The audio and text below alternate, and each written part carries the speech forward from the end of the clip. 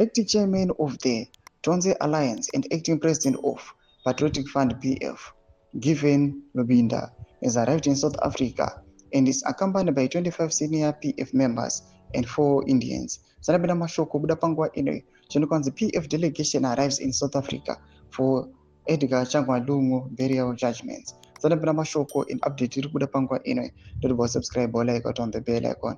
Now ya lungu chonokwa chitemesa vanhu musoro pangwa ino an update nobuda nyokwa ichinzi. Among the PF members in the delegation are Mulenga Kapwekwe, Delphis Mulya, Joseph Malanji, Freedom Sikazwe, and other PF officials. Upon arrival, the group was received by a private BMW car via service taking them to expensive hotels in Sandton, a Midrand, residence of former President Edgar Chagwa Lungu. Patriotic Fund PF are in South Africa to give solidarity and attend the upcoming High Court hearing in the Gauteng Division, Pretoria, today on the 4th of August 2025.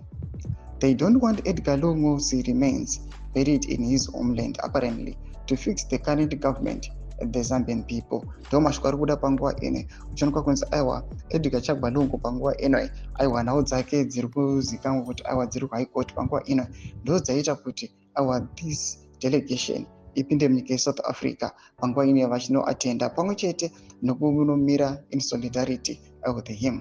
Panguva ino panoonekwa kunzi Edgar Lungu aiwa sezvamunongoziva nhau yake iri kuchuridza iri kunetsa nekuti akati aiwa haatombodi kana kutombovigwa aiwa pamberi paakaenda ichilema eti maremains ake haatombodi kuti atomboonekwa munyika yeZambia.